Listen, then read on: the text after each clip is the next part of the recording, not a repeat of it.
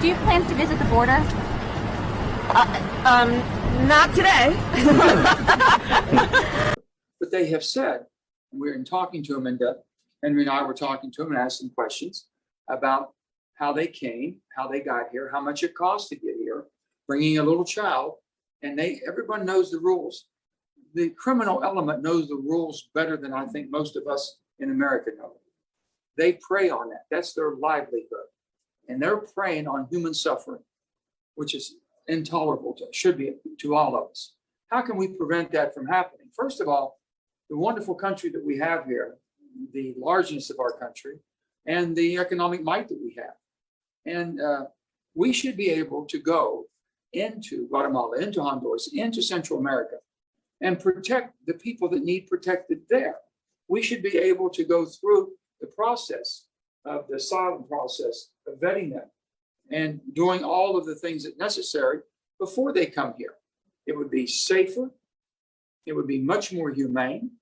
It would be much more cost effective for each one of them, the sacrifices they make.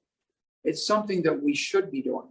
It was something we were doing when President Trump was in the Oval Office, processing people before they crossed the border. We're going to have to be what some people might interpret as being very difficult, very strong, very, very tough. And by being tough, we're going to be tough on crime. We're not going to allow crime to prosper on the backs of people who are from the human suffering and trying to get to this country under any condition. That's not going to continue. We can't let it. So I'll go back to Washington. I'll be able to speak to the president, the same as Henry will. We'll be able to speak to our colleagues and explain to them it is beyond time, past time, to do immigration reform. Immigration reform should be a pathway to citizenship. I got a better idea, Joe. How about immigration enforcement? And I'm an authority on the subject because I'm wearing my slightly off-color official Joe Biden border shirt. See it? Just slightly off-color. And there should be basically the security of our border using all the technology that we have available. We have the most technological advances ever made before.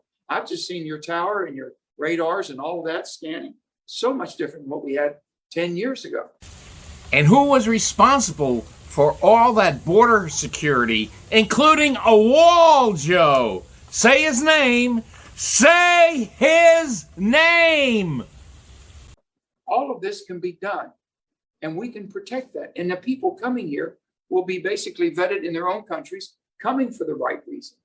If that means a moratorium for 90 days to stop everything, to say, take a breath, let's make sure that we put this on the highest priority that we have for the human element that we should all be concerned about. Border Czar Kamala Harris has put it at her highest priority. No, not the border. Oh, are you kidding? Of course not. No, her highest priority is complaining and whining about having to live in a 70,000 square foot Blair house while her official vice presidential residence is being remodeled. That's her highest priority. I mentioned the word moratorium. We've got a human crisis that I'm seeing here. I've come here and seen it.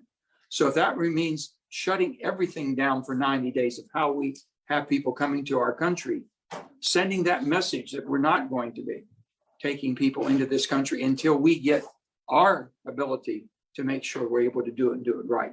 Oh, he actually said it. The taboo C word.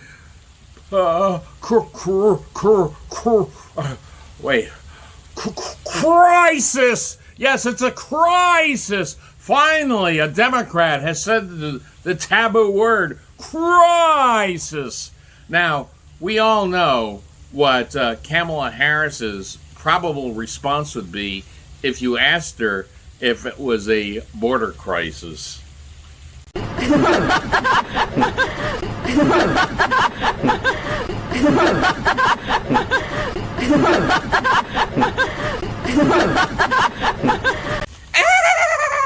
See you guys later.